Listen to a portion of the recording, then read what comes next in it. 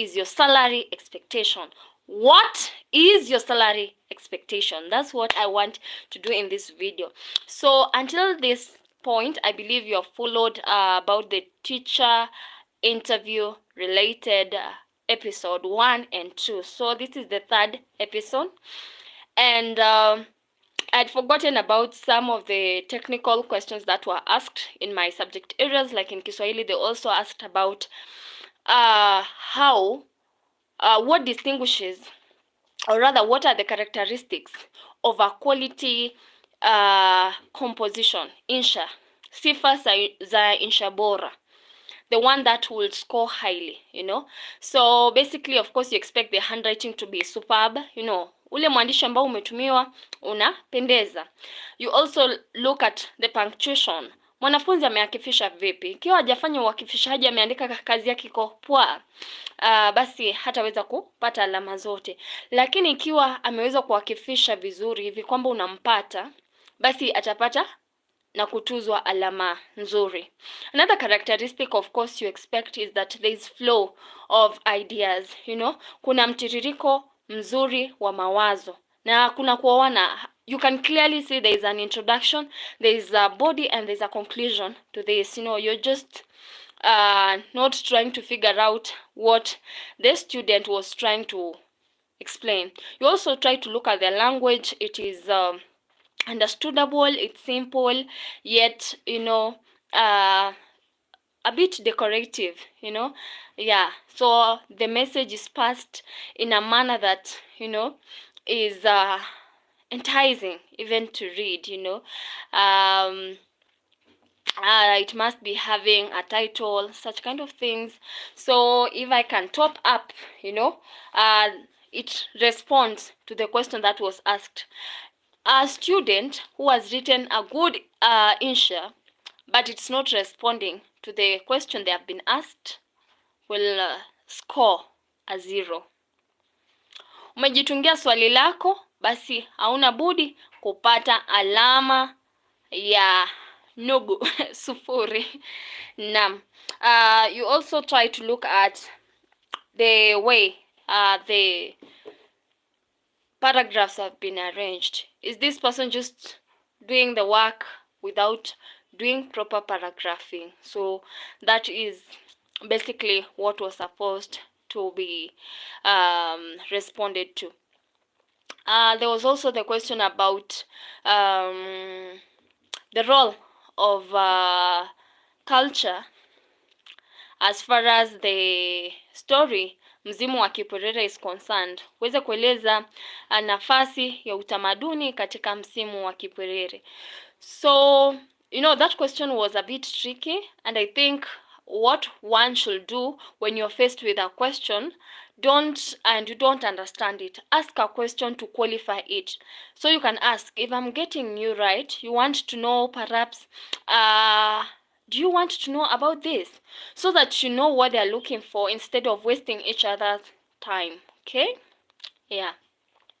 So the interview went on, and they talked about, the discipline, how you had to handle it. If a student is making noise, they're misbehaving, what do you do about it? So the next stage was now about what is my salary expectation. What is my salary expectation? There are very many schools of thought. Hey, someone has written in Korean. I think annyeonghaseyo. Annyeong. Yeah. So that's a very tricky question which has different schools of thought. Someone will be like, you can decide to play games, but in today's world, the moment you start playing games, you're adamant you don't want to reveal, it still doesn't, give weight. You cannot be taken serious. Remember, this is a corporate education sector, so it's fast, it's furious, it's serious, so take it serious. Others will be like,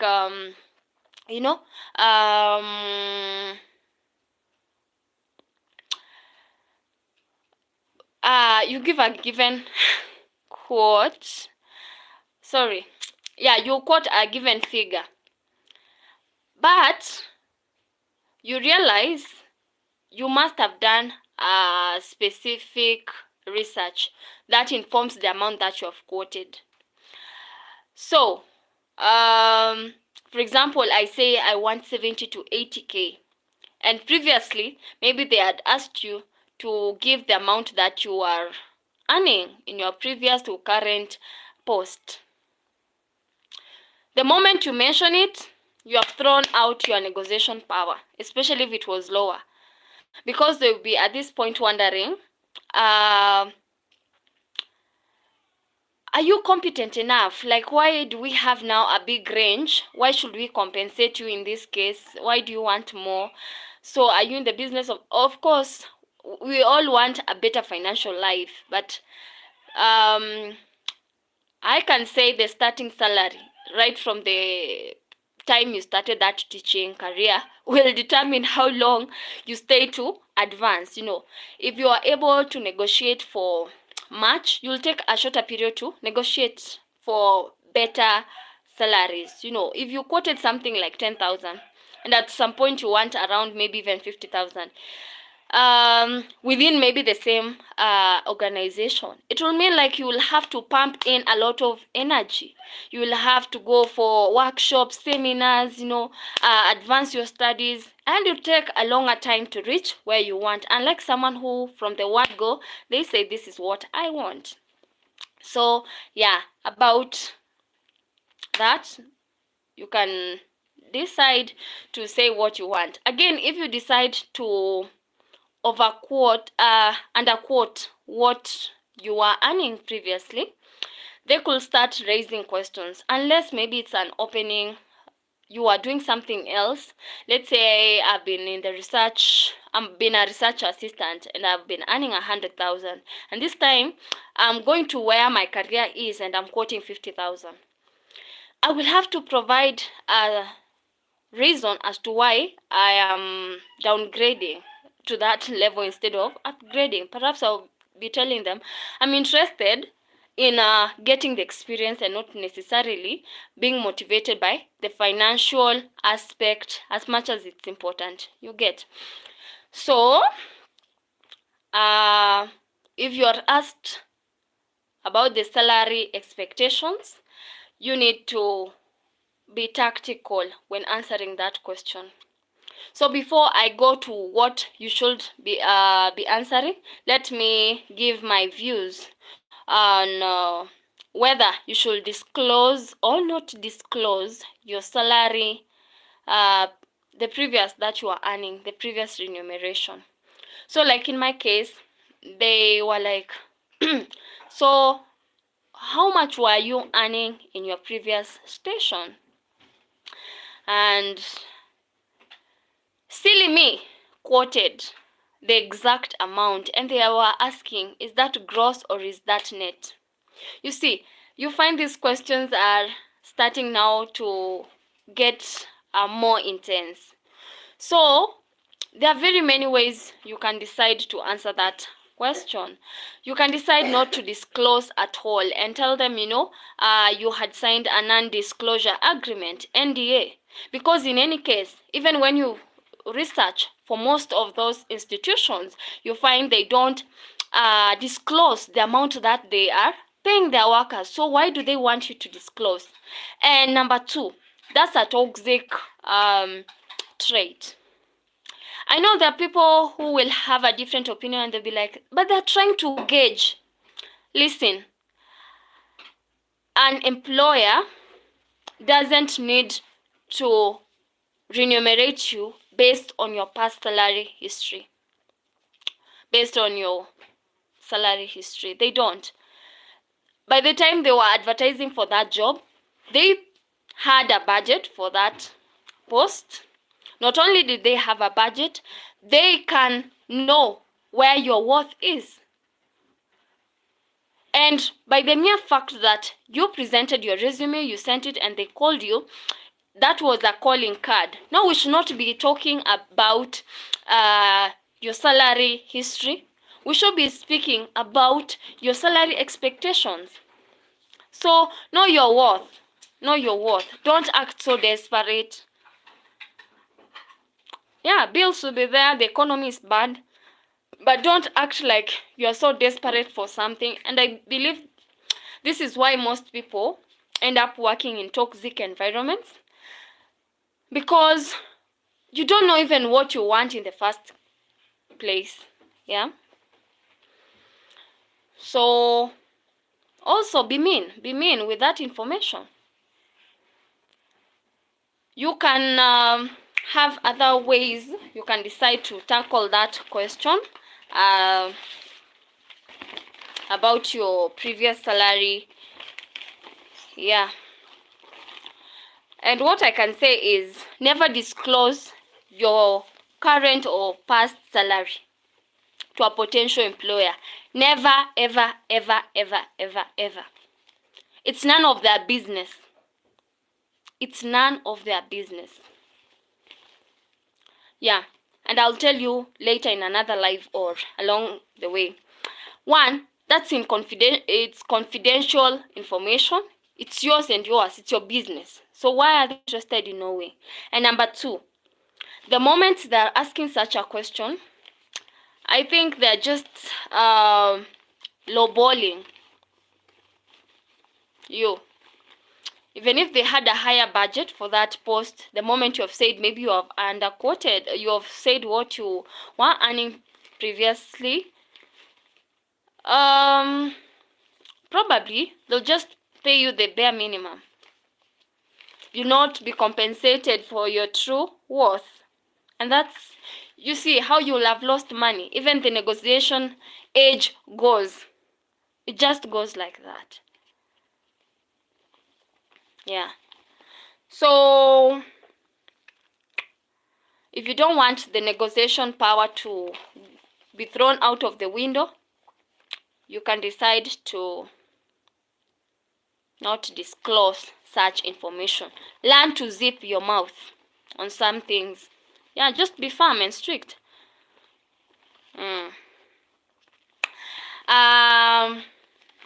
Now we go to that. Okay, I also wanted to say there is this interview myth that, you should not even raise the question about the amount of salary until the employer throws that ball.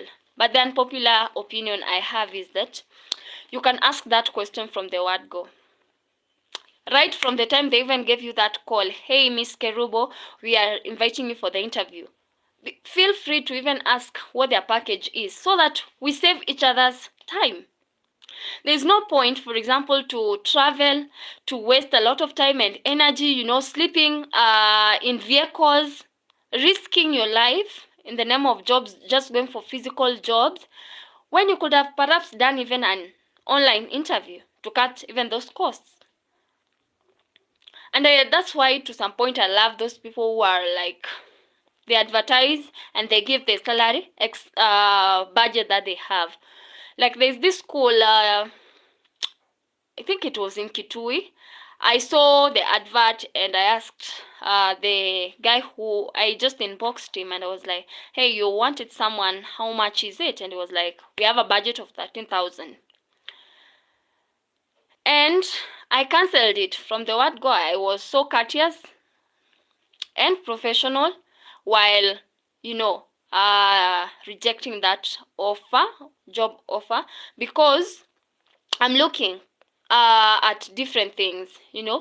If I go from Nyamira to Nairobi, that's around 1,500. You have not eaten, even from our house literally to the stage, you'll need around 50 shillings. Then from Nairobi you get to Kitui, and you are having a child. In this case, I was looking at that. I have a need maybe for a daycare. I will need to pay for that, or have a nanny. I will need to eat before, as I wait for the time to be paid. So when I was looking at those things, like transport will amount to around 4,000. I pay a nanny maybe 6,000. Maybe that's what you're able to afford. That's already 10,000. When you look at the amount of food you're eating, I think for a proper family of one person, you need around 150 for one meal. So for a day, if you're taking 3 meals, that's around 450 shillings times 30 days. It was not adding up. You need diapers. So what I'm asking you to know is to know your worth, know your value, your bare minimum, before you quote that value, you must have known, are you comfortable with the list that you have quoted? Let's say I've said that 70,000 to maybe 100,000. Am I able to be comfortable with that 70,000 that I've quoted? Is it able to sustain my lifestyle? Is it able to compensate for the time that I'm within that organization, for the limited hours, perhaps for personal development? Such kind of things. You need to look into that as you go forth as a teacher. Also, does it even compensate the time you even spent studying? Like a majority of us have been in school around 18 years. Yeah, right from kindergarten until to the time you graduated. You can do the math, how much you have spent, and you divide it, and you come up with a figure to see whether there is a return on investment. Just like I was saying yesterday, there are things you might not settle for, but again, there are people who might decide to settle even for less because maybe they're in need of experience, or they have pressing bills that need to be paid. So we can't judge them and just say, no, you're free. It's a free world. If you choose to do that, well and good. You can settle for that. Then you look for a way to negotiate for better pay. Yeah, as time goes by. We don't want this idea whereby people are like, you chose the work, and again you are here busy on the streets saying that you're being paid peanuts, yet you chose that life. Or rather, sometimes you find people are just hoping for better things to get better. You're looking forward for sijui, how do we call it, CBAs. My friend, it doesn't come like that. You must first know what you're bringing on the table so that you can negotiate for the best. So document your achievements, document everything that you feel will make you an asset to that institution, and use it to your advantage. Another thing, you must be bold and confident. Yeah.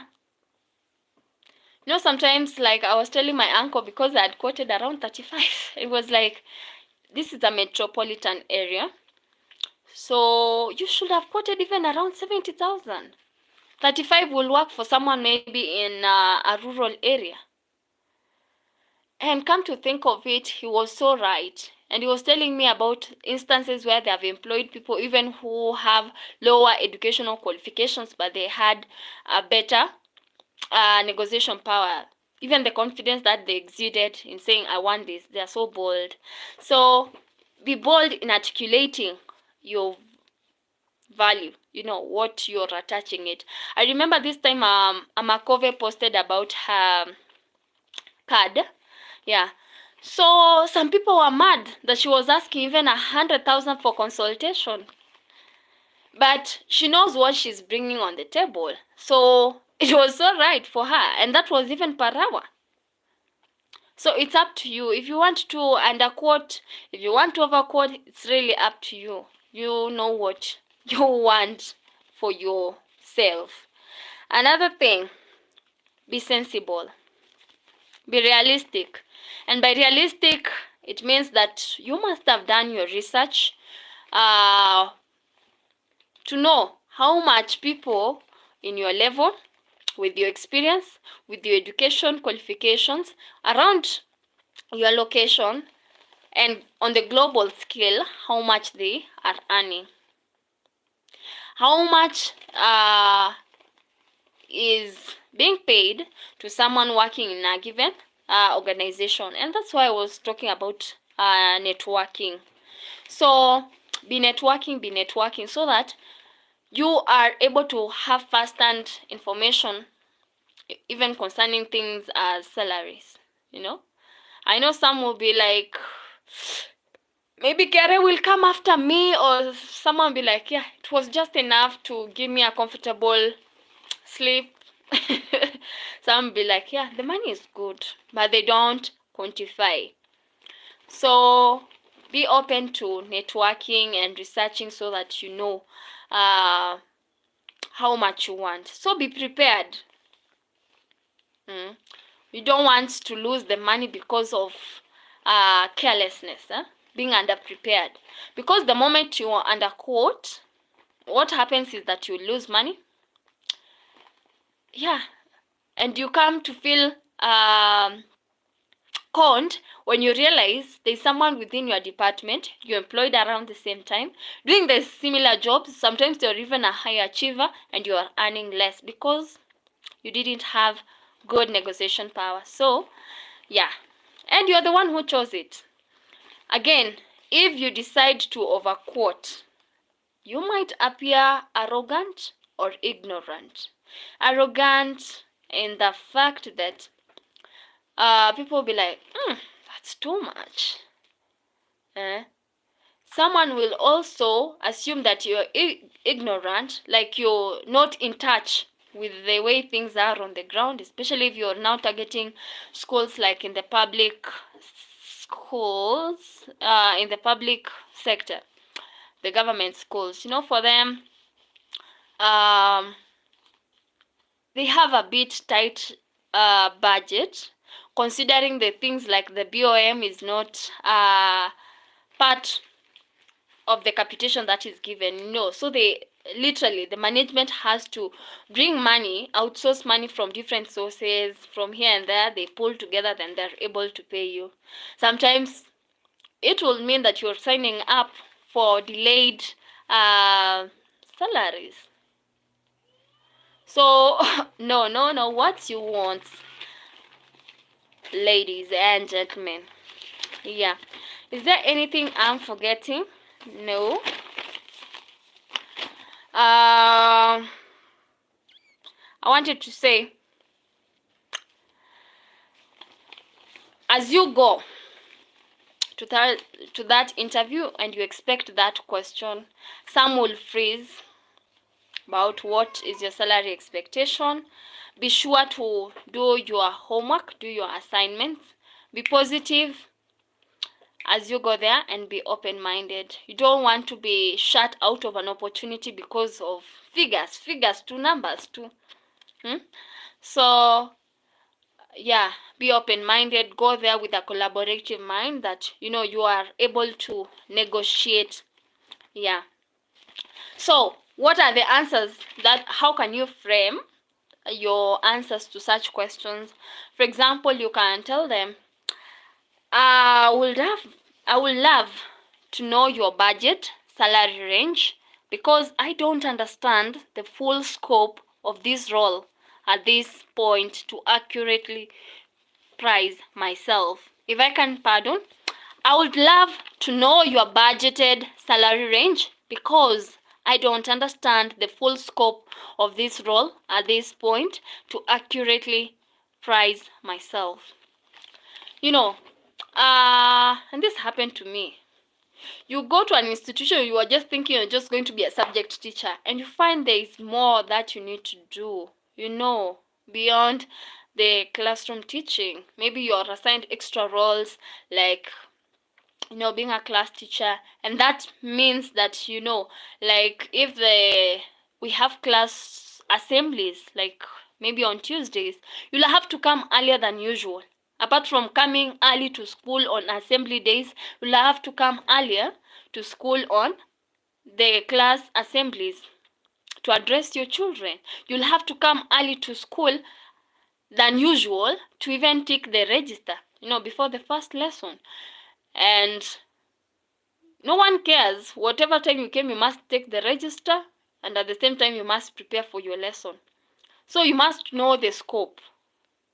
I remember I just overdid myself, I don't know, I was just so enthusiastic. I was everywhere. Then came the salary. Because we hadn't written an agreement, half of it, I felt so low. And this will bring me to another thing that we shall talk about: getting things written, having a written contract. Some people are exploited because you don't know your right, because you're acting desperate. But you know what? Time will tell. You become a master through experience, with years of experience. But anyway, we suffered so that you will not suffer. So we took that bullet on your behalf. Yeah. Yeah. So because it will be unrealistic. For example, you're handling a class maybe of 50 students each in each stream, and you're being paid, let's say, 20,000. Yet someone is in another school, they're handling a class of maybe 10 students per stream, or 20, and they're earning the same amount. You see, you're straining even to do the marking. So as much as you could be hardworking, you can see the immense work that it comes with. Like for those who are in languages, we have around 3 papers.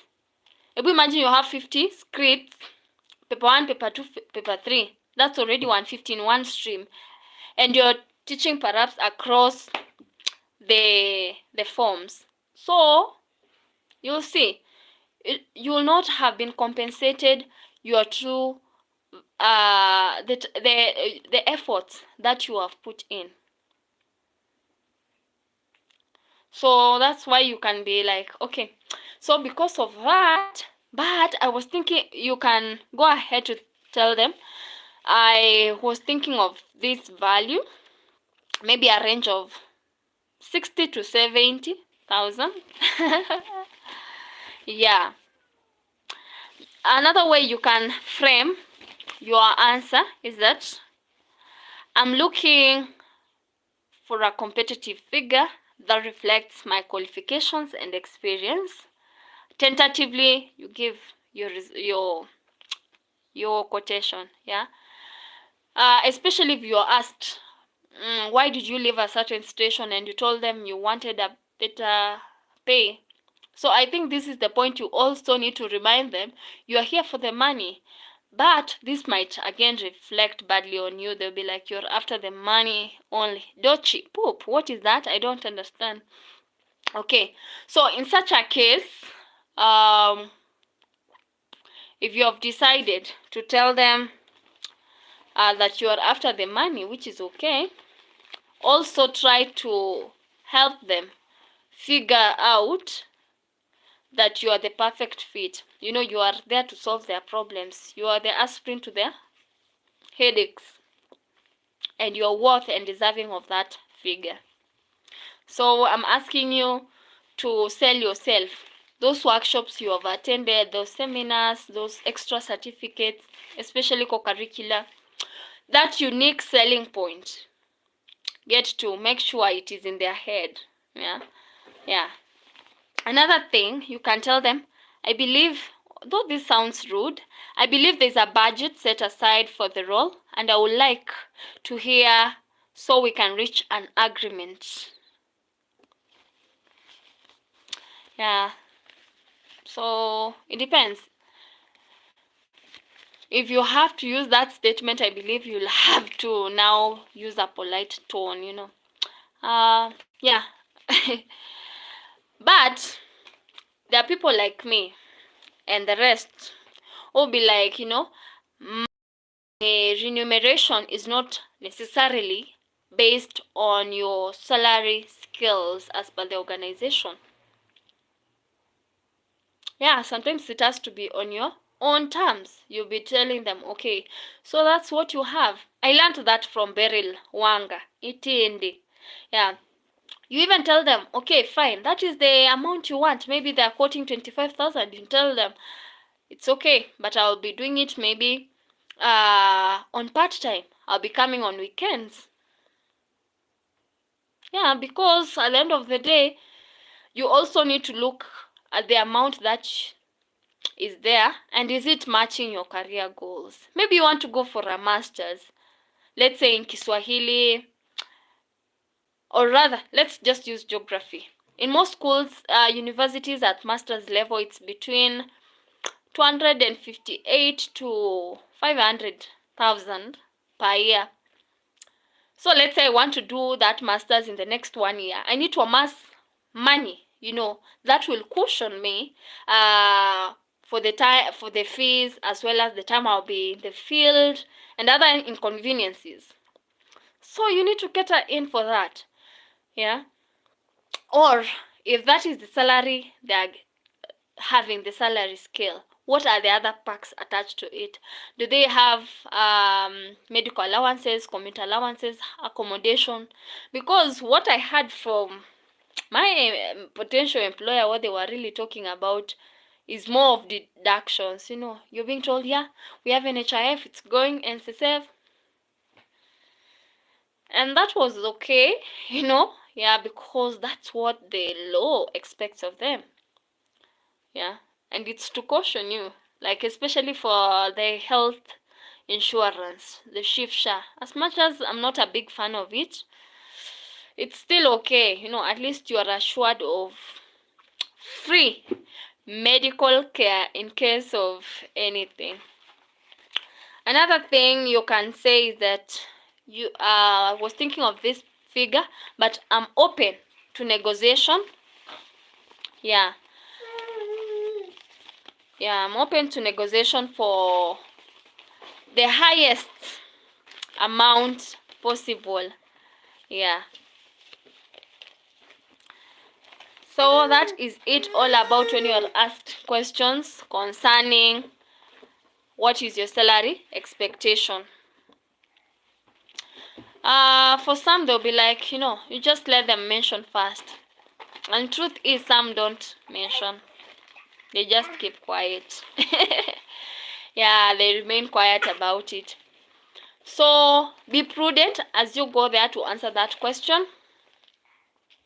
And don't beat yourself if you overquoted and they failed to hire you. God will provide a better opportunity that resonates with the value that you're bringing on board. I just keep saying this. God is the one who qualifies people. You see, someone like David is anointed a king, yet he was not even from a royal family. Yeah, sometimes you even don't need even the connections. And if someone wanted you, they will take you at that amount that you're seeking. And there is something I've realized lately. People who love freebies rarely succeed, And people who give free stuff usually are not taken seriously. But the moment you start pricing, putting a value to that product or service that you're offering, people start appreciating it. Actually, the more you quote, you find the more people are kind of like, you could be, they associate it with competence, they associate it with quality. Yeah, you have taken your time. But the bottom line about that is that whatever you decide to quote should be reasonable, and it should be, what do we call this word? It should be meeting your needs, as well as somehow you're coming together with the organization's budget. Yes. I don't know, there's disturbance here and I need to leave, but hope you have got value if you're asked such a question. The do's are that you do research, be bold, be confident. Yeah. The don'ts is stating your former salary. That works against you very badly. And if you have decided to quote what you are earning previously or currently, don't go ahead to lie, because the moment you lie, it's just so feasible, someone can call directly because you provided the references. Number two, they can ask you for the pay slip, your current pay slip. So you can say you can be exposed. But again, there are employers who will ask you for all those things. They grill you, they drill you, and they give you this false sense that you have got it. You are even asked for maybe your account details, only for you to hear that the position was filled by someone else. So as long as someone has not given you that job offer, please don't give them unnecessary information. And just know, there are people who even advertise for roles just to be relevant. They don't want it, or they just want to do some window shopping. They also don't know how much they should pay someone, so they just want to gauge, could we be overpaying or underpaying someone? You see. So it's good to be wise. Also, avoid playing games. Yeah. So just be realistic, and avoid this idea that you refuse to give a certain figure because you'll be judged for it.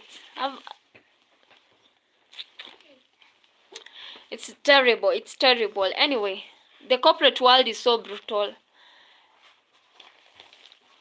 and it's cutthroat. You could be eliminated for any reason. But if the position was yours, you'll get it no matter what. Yeah, so stay to standards. Also, another thing is that don't go there underprepared, not knowing what you want.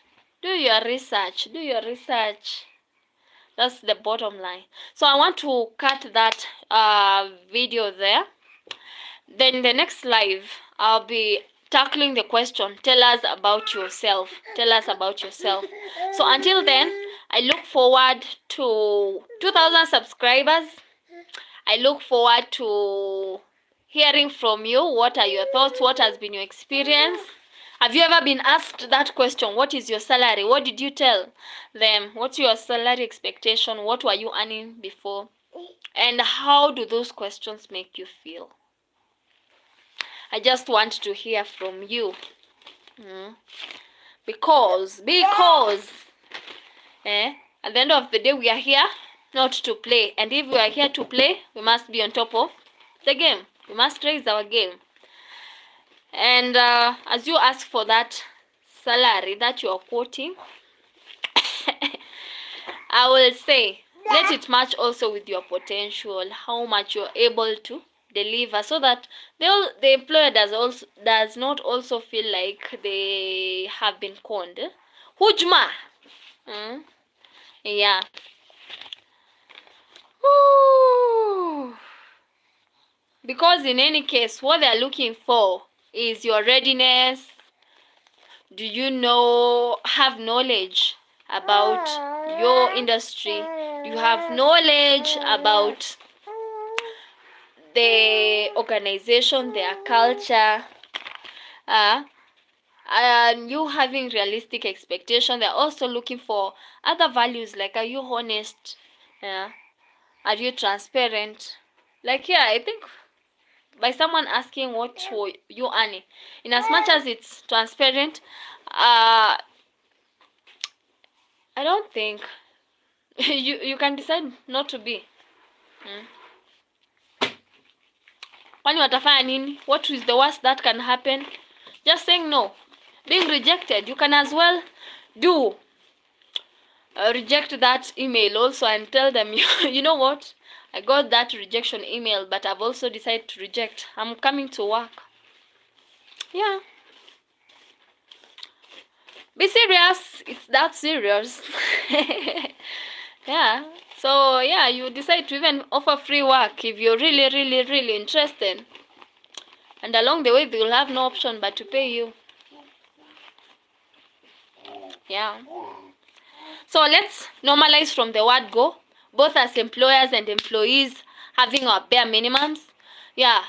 If you're an employer out there, give the quotation, give the amount that you are willing, what's your budget, so that you even cut jokers, Yeah.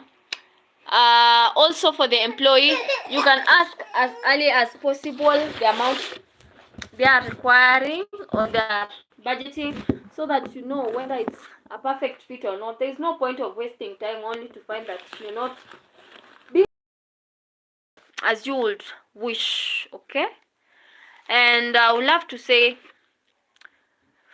this toxic culture of bullying should simply stop. We should stop it. Asking people, oh, ulikuwa unalipwa ngapi? Hiyo ni gross, hiyo ni net. Sasa unataka ngapi? Is that gross? Is that So we shall be coming again live to share the other remaining parts about, do you have any questions for us? That's what we shall be tackling. Yeah.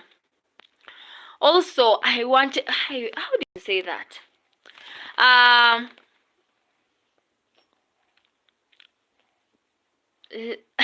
would love to say, these people who are shady and they get mad when you question, they should also stop it. It's so horrible. You find you're having a lot of expectations, but you're not able to keep up. You have this job description, you want a certain number of experience in terms of the years, but what you are compensating is horrible. We need to up our game. We need to change as a people. Okay, so that is it. Until next time, bye. I love you guys, and I'm rooting for you teachers to get the best opportunities out there that will help you grow financially as well as